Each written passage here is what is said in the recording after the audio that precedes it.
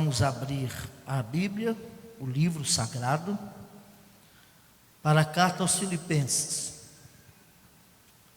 A última vez que eu usei essa tribuna sacra, eu prometi voltar ao texto que vamos ler, para concluirmos uma reflexão que fazíamos naquela última ocasião.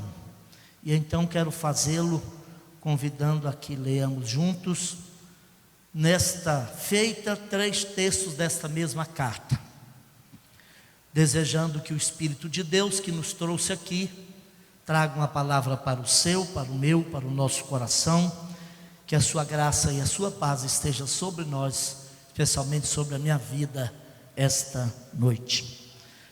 Carta de Paulo aos Filipenses, capítulo 1, versículo de 27 até o versículo 30, depois do capítulo 2, versículos de número 12 até o versículo de número 18, e finalmente no capítulo de número 4, versículos de 2, os versículos 2 e 3.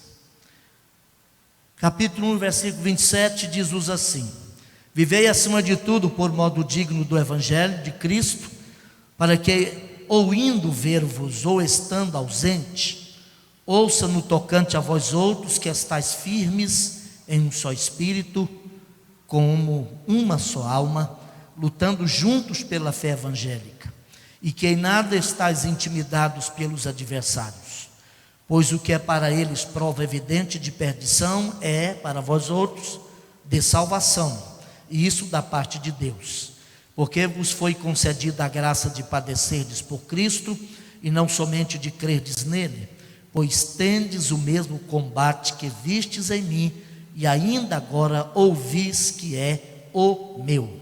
Capítulo 2, 12.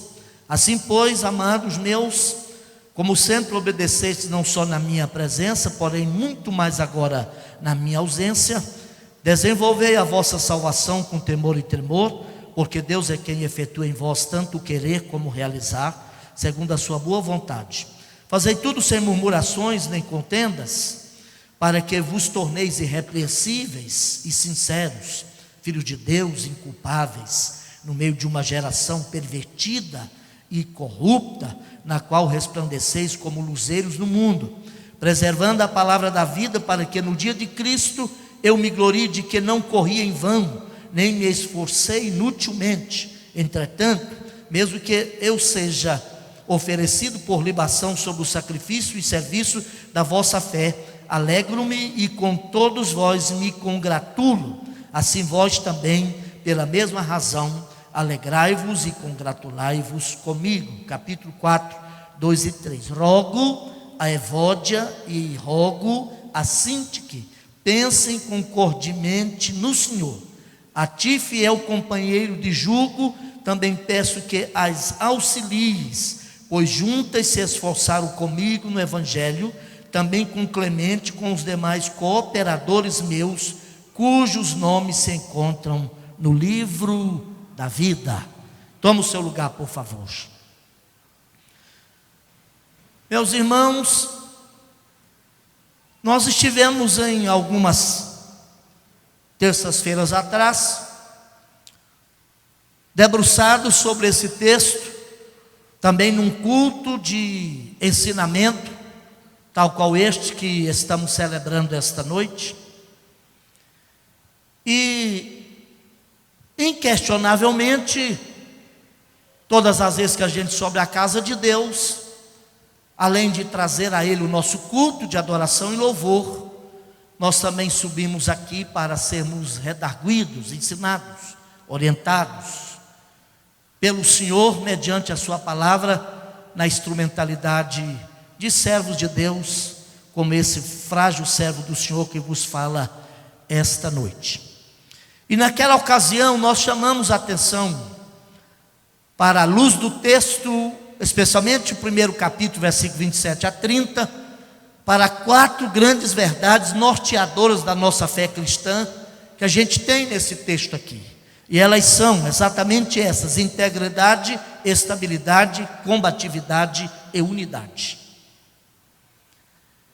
Eu penso que a gente não precisa quedar-se por muito tempo ou demorarmos muito para nos situarmos dentro do contexto dessa carta. Nós já sabemos, somos leitores da Bíblia, estudantes das Escrituras, até porque naquela outra ocasião nós trouxemos aqui algumas informações de pano de fundo desta carta. E falamos então dessas duas primeiras verdades, integridade e estabilidade. Só para retomar o fio da meada, ou a linha de raciocínio, a ideia geral, que eu quero concluir aqui, esperando que o Espírito Santo de Deus edifique a minha vida, a sua vida e a igreja do Senhor aqui reunida. Nós nunca teremos efetiva estabilidade espiritual se não houver da nossa parte o compromisso com a integridade do conteúdo do Evangelho. Eu penso que, como igreja do Senhor Jesus Cristo, depositária que somos do Espírito Santo de Deus, habitação do Espírito de Deus, Espírito este que foi enviado da parte de Deus para não apenas estar conosco, mas para estar em nós, e estar em nós com a missão precípua e fundamental de ser o nosso propedeuta, nosso professor, o nosso mestre por excelência. Nós precisamos nos despertar, cada um de nós como membros do corpo de Cristo, mas também a igreja enquanto corpo e coletividade, com relação à delimitação do que é de fato o Evangelho de Jesus Cristo. Assim, com esse artigo definido masculino singular, antecipando aí o substantivo, o Evangelho. Porque não nos interessa simplesmente um Evangelho, nem mesmo evangelhos. Nos interessa o Evangelho da graça de Deus. Jesus Cristo foi a expressão visível, material, encarnacional deste Evangelho. Sua vida, obra, ministério, morte, ressurreição e ascensão, e o que resultou desta obra foi nos dado aqui como revelação da palavra de Deus, para que como crentes e enquanto igreja, nós nunca perdêssemos de vida o que é de fato o Evangelho. Essa preocupação do Senhor foi tão acentuadamente colocada por Ele, que antes de voltar aos céus, na Assunção, Ele chegou para os seus discípulos e disse: ide por todo o mundo e pregai o Evangelho. Pregue o Evangelho, saturando o mundo com esta mensagem, mas no mundo, alcance cada criatura. Não bastasse lá na grande comissão, conforme registrada por Mateus, do último capítulo 28, de 18 a 20, ele enfatiza ainda dizendo: ide fazei discípulos de todas as nações, batizando-os em nome do Pai, do Filho e do Espírito Santo, e ensinando-os a guardar todas as coisas que eu vos tenho mandado. Há um evangelho que a gente precisa conhecer. Há um evangelho que a gente precisa não apenas conhecer, mas defender na sua integridade. A Bíblia é muito clara que com relação a este evangelho, no sentido bem inclusivo, no sentido bem amplo, que é toda a revelação de Deus, tanto a revelação escrita quanto a revelação viva em Jesus de Nazaré, foi o culminar desta revelação. Nós não podemos nem subtrair nada dele, nem mesmo acrescentar nada a ele. Ele é suficiente e completo em si. Eu estou só retomando aqui, pois que é desta integridade, ou da manutenção da integridade do Evangelho, que nós vamos alcançar a estabilidade na fé cristã. E essa estabilidade eu utilizo aqui também com a conotação muito presente no ministério de Jesus Cristo, especialmente no Evangelho, conforme registrou João, as palavras de Jesus dizendo: permanecei em mim. Porque não basta apenas receber Jesus como Salvador e Senhor até. Depois de recebê-lo, depois de ser salvo por Ele, depois de passar pela regeneração, pela conversão e ser adotado na família de Deus, é preciso que permaneçamos no Senhor. Eu acho que aqui é a grande questão. A discussão, ou algumas discussões que levantam-se na nossa atualidade, dentre outras, é a questão da permanência ou da segurança eterna dos salvos. Eu creio na segurança eterna dos salvos, porque salvo, enquanto salvo, eternamente salvo. Não é? Mas a Bíblia nos chama a trabalharmos, a lidarmos com essa ideia da estabilidade na fé, permanecermos firmados no Evangelho. É um dever de cada crente. Acima de tudo, permanecer no Evangelho, arraigando e aprofundando nossas raízes no solo firme da verdade, porque à medida que a gente aprofundar em Cristo Jesus, nada, absolutamente nada, nos demoverá da nossa posição, e firmados nele, aí a gente vai vencer cada provação, cada luta, cada vendaval, cada tempestade. Mas é preciso se arraigar em Cristo. Richard Foster escreveu num dos seus livros, e ele tem vários traduzidos para o português, mas no seu livro Celebração da Disciplina, profeticamente, ainda antes da virada do século passado, do milênio passado para este milênio, ele dizia: talvez, certamente, por iluminação do Espírito Santo de Deus, que um dos maiores problemas que a cristandade enfrentaria neste início de novo milênio seria um cristianismo com extensividade, mas de pouca profundidade. Paulo, escrevendo aos Colossenses, chegou a dizer o seguinte: que a palavra de Cristo habite. Aí usa um advérbio de intensidade: habite ricamente em vossos corações. Na carta aos Efésios, que é uma carta quase gêmea da carta aos Colossenses, Paulo vai chamar a atenção da igreja e, por conseguinte, de cada um de nós aqui, a fim de que nós sejamos cheios de toda a plenitude de Deus. E o modo de nos enchermos de Deus é a mesma proporção e medida que nos aprofundarmos nesta palavra e buscarmos nossa estabilidade e firmeza no Evangelho da graça de nosso Senhor Jesus Cristo. Mas a terceira questão, e disse eu só introduzi naquela outra ocasião, é a questão do combate, a combatividade. E não é apenas combater pelo Evangelho, mas, pastor, essa é uma metáfora bíblica? É, presente em todo o Novo Testamento. Judas, o apóstolo, chega, quando ele inicia a sua carta, parece que ele iniciava com uma outra intenção, objetivando trazer um outro assunto, mas de repente o Espírito de Deus o leva para o outro lado e diz: olha, e mais o Espírito, e eu entendi da necessidade de escrevermos, chamando-vos, concitando-vos a batalhardes pela fé que uma vez por toda foi dada aos santos. Também não é por acaso, nas cartas pastorais que Paulo escreve a Timóteo e a Tito, Paulo vai usar muita metáfora do soldado, do combate, da luta, da defesa do Evangelho.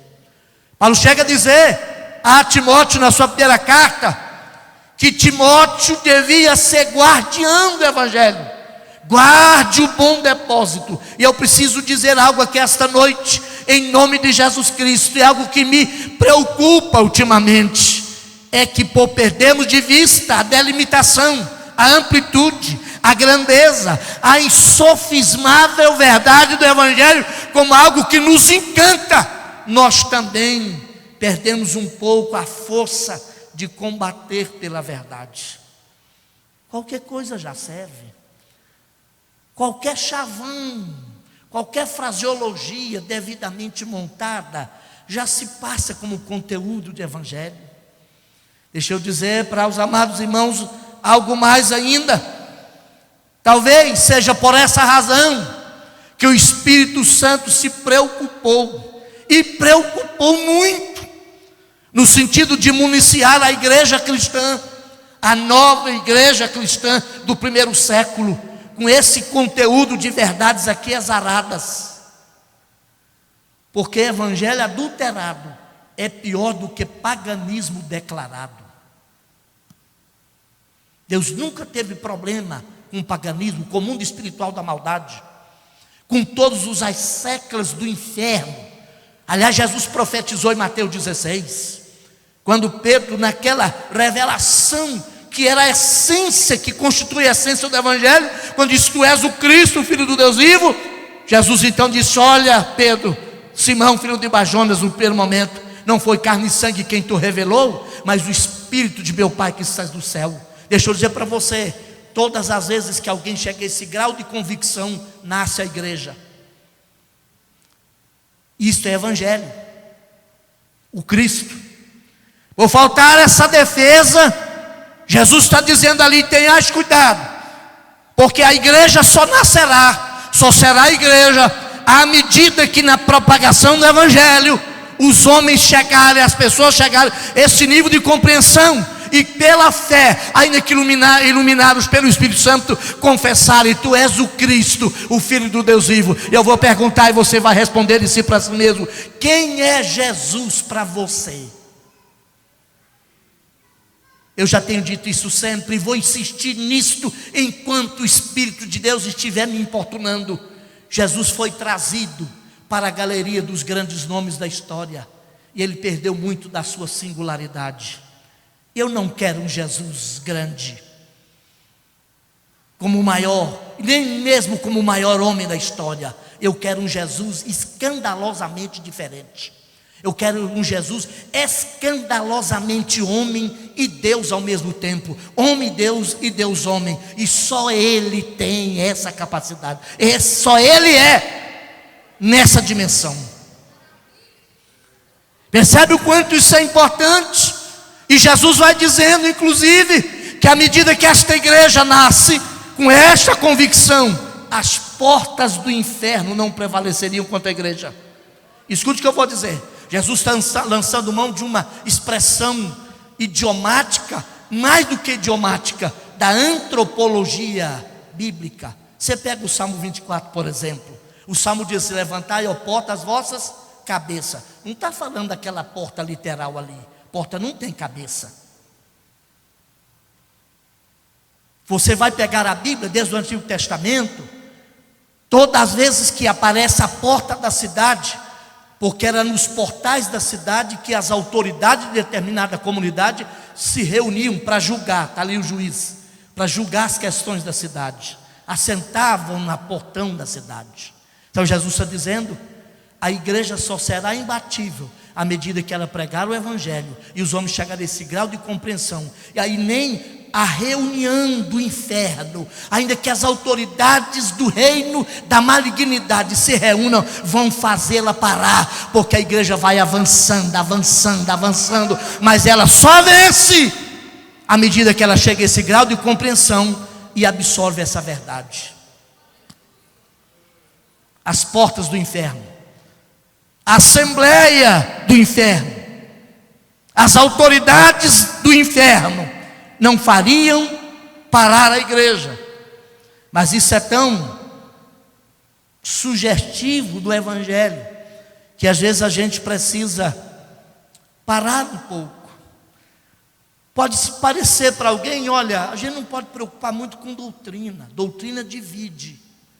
Divide exatamente porque nós nos importunamos com a verdade, especialmente a verdade do Evangelho, tal qual Deus nola deu aqui nas Escrituras. Ele me devassa. O Evangelho me desmonta. O Evangelho me destrói. O Evangelho me nocauteia e me joga na lona. E eu, como homem, filho do velho Adão, não quero o Evangelho. Ele é escândalo para certa categoria de pessoas. Porque ele vem e começa por diagnosticar, por revelar, por imiscuir-se, por penetrar em porões e labirintos escuros da minha vida que eu não gostaria que penetrasse. E à medida que a gente não entende isso, o espectro amplo da mentira tem alimentado também a malignidade em todo o mundo. E todas as vezes que a mentira triunfa, o mundo morre um pouco mais. Porque só a verdade é capaz de operar transformações duradouras na minha vida e na nossa vida. Sem verdade, o mundo vai fatalmente, as pessoas vão fatalmente para o lugar, para o abismo final.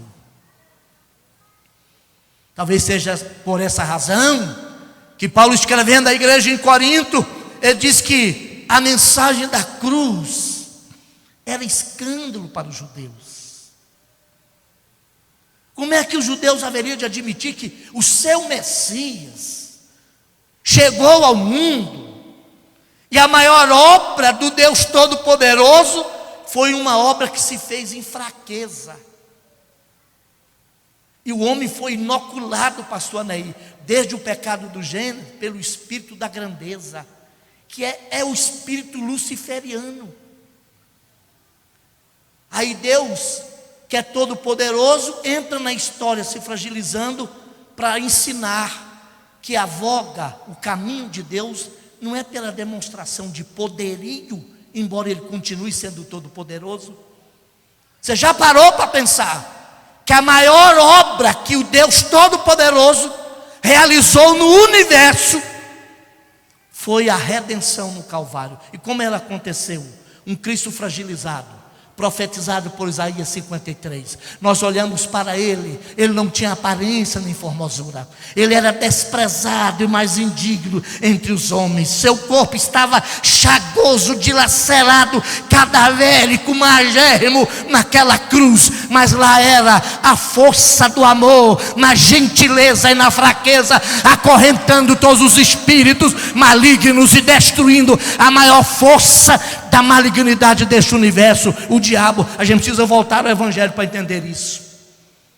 A gente está com o espírito de grandeza, confundindo a autoridade com poder, e a autoridade não tem nada a ver com poder. A autoridade tem a ver com moralidade, com ética, com ser. Poder tem mais a ver com fazer, a autoridade tem a ver com o ser. Por isso que eu li aqui, esse combate no conhecimento da verdade, e até parece, vou voltar ao que eu estava iniciando, para concluir minutos, que doutrina divide, não divide não, precisamos dela. Para a igreja de Jesus, a doutrina precisa ser a cola que vai gerar a última verdade aqui, a unidade. E a gente pega o Evangelho de João, que é o evangelho mais controverso. O capítulo 5 de João começa o debate de Jesus com os religiosos judeus. Exatamente porque Jesus chega no templo, lugar sagrado para todos eles, e pelo menos nas adjacências ali, num lugar chamado em hebraico Betesda, tanque, junto ao tanque das ovelhas, casa da misericórdia, Jesus resolve alterar o padrão, o protocolo, o arquétipo, a paradigmaticidade da religião judaica, e olha um moço que está sentado, deitado numa maca há 38 anos, e diz para ele: levanta, engraçado, né? Toma o teu leito e anda. Aí começou a controvérsia. E aquele homem, obedecendo à autoridade de quem lhe proferia aquela palavra, levantou, tomou seu leito, botou no ombro e começou a carregar. Por incrível que pareça, os judeus só viram a cama nas costas do homem, não viram as pernas dele curadas.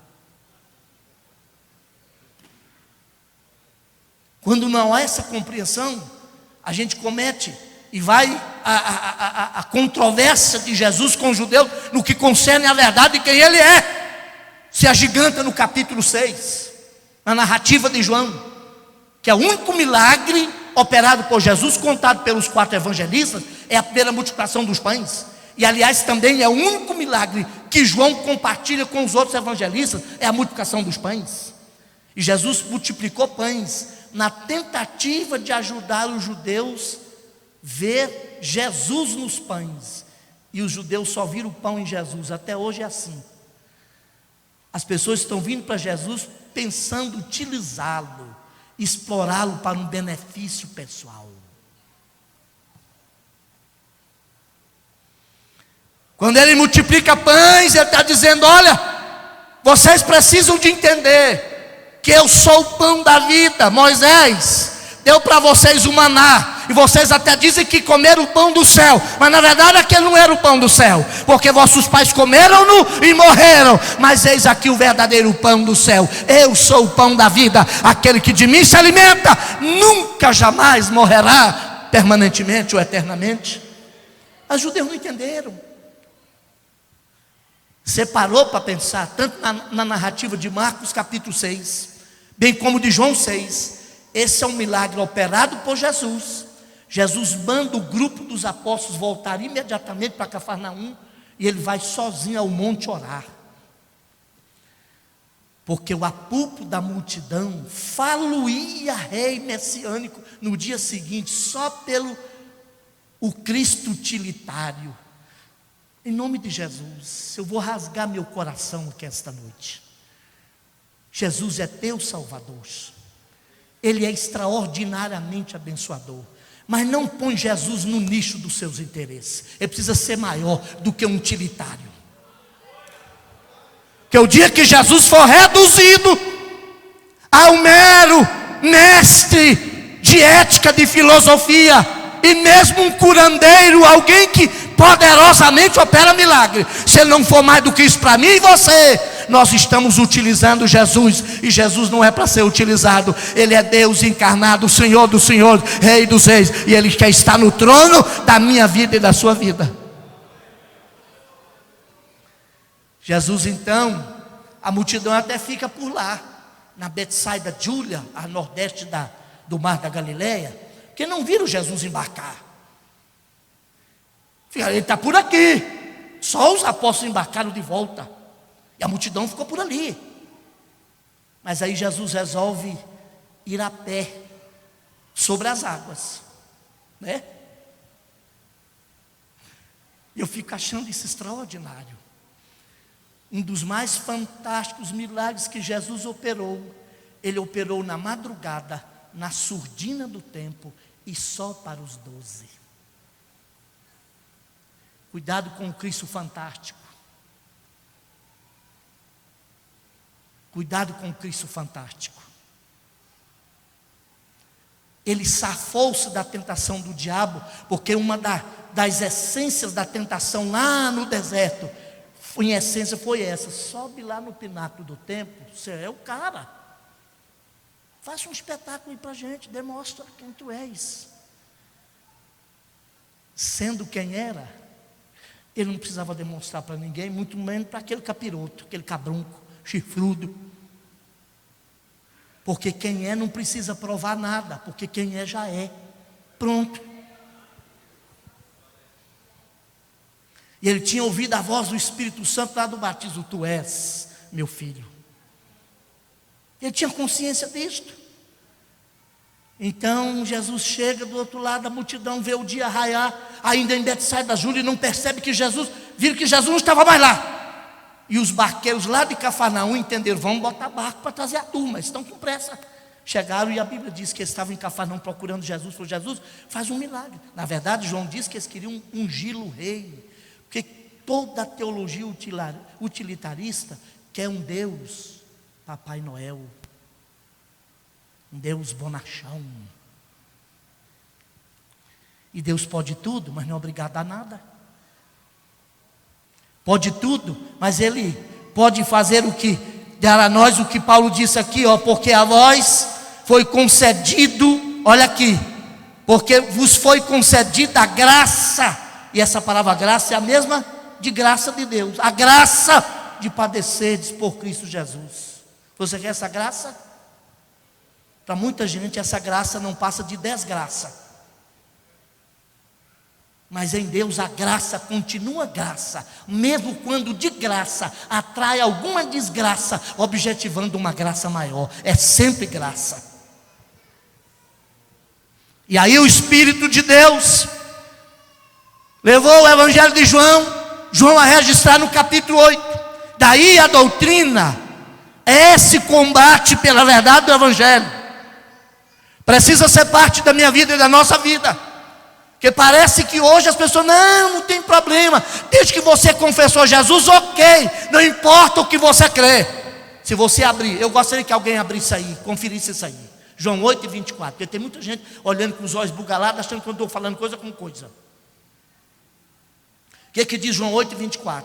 Foi a partir do capítulo 8 de João, que Jesus chama para si a conotação da expressão, o grande eu sou.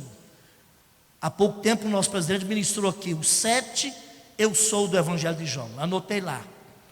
Ele começa com aquela ideia, né?